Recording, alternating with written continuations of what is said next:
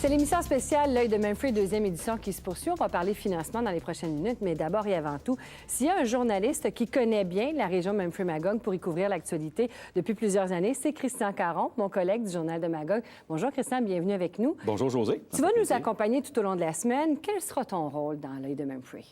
En fait, José, c'est qu'on va faire une petite tournée dans la région Memphrey-Magog de projets, des projets qui se sont concrétisés au cours de la dernière année.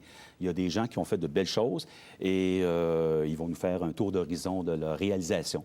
Entre autres, vous irez à la rencontre des gens qui, justement, ont obtenu du financement l'an dernier et beaucoup de créations dans les projets qui ont été retenus. Exactement. Ce sont des projets qui ont été retenus ou en voie de l'être. Et il y aura de belles surprises, des belles choses à redécouvrir, si on peut dire. Je pense, par exemple, à AllZ. On va aller à la rencontre des propriétaires d'AllZ qui ont des projets dans le domaine du vélo de montagne. Alors, la montagne est bien connue pour son domaine skiable, mais il y a des beaux projets en vélo de montagne aussi.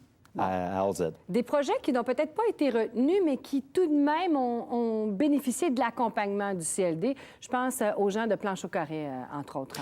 Tout à fait, tout à fait. Il y a certains projets qui n'ont peut-être pas été retenus, mais n'eût été de l'existence de ce concours-là, peut-être qu'ils n'auraient même pas appliqué pour ce genre d'exercice-là. Alors, Planche au carré, effectivement, c'est intéressant. C'est une entreprise qui se spécialise dans le resurfaçage de planches dans les restaurants, cuisines, cafétérias.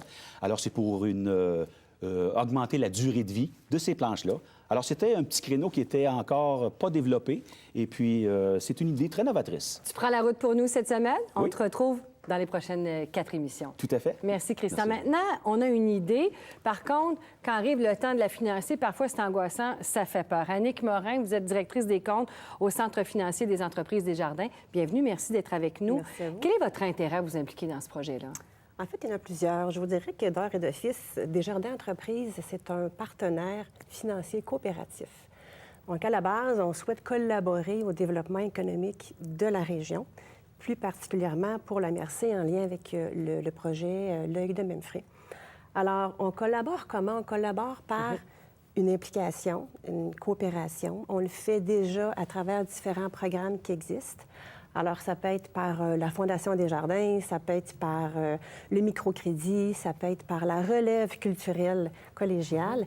Et en lien aussi avec les entreprises actuelles, on a un réseau intégré, différents produits requis pour soutenir les entreprises. Mais parfois, ça nous fait peur. On a une bonne idée dans le sous-sol, dans la cuisine chez nous, mais quand vient le temps d'aller solliciter les institutions financières, les banques, les organismes, ça représente quand même tout un défi là, pour les jeunes entrepreneurs, entre autres. Hein? C'est vrai, peut-être plus aussi en démarrage, mais il faut essayer de démystifier se lancer en affaires. D'abord, il y a des gens qui ont des compétences transférables. Alors, il ne faut pas nécessairement avoir une formation entrepreneuriale. Il s'agit d'avoir une idée, viser son marché. Il y a des gens aussi qui sont autour, en complément aussi à une institution financière. Alors, on a parlé du Centre local de développement.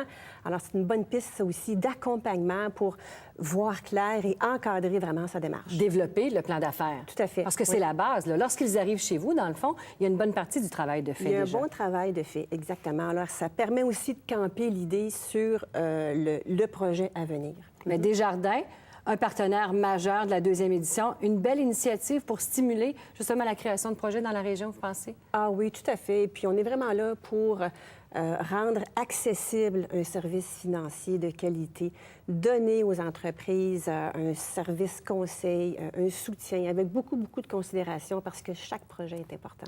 La table est mise. Justement, on invite les gens. Christian, on attend la tournée de ces entreprises-là qui, justement, en inspireront peut-être à venir. Merci de nous avoir accompagnés. Alors, c'était la première de ces 5 émissions spéciales, deuxième édition de L'œil de Memphrey, une initiative du CLD Memphrey-Magog. Et demain, nous recevrons une femme d'affaires inspirante, connue, engagée dans la région, Renée Langtil. Et on parle également en détail du projet de la station de ski AllZ, mais qui cette fois s'est convertie au vélo. À demain. Au revoir.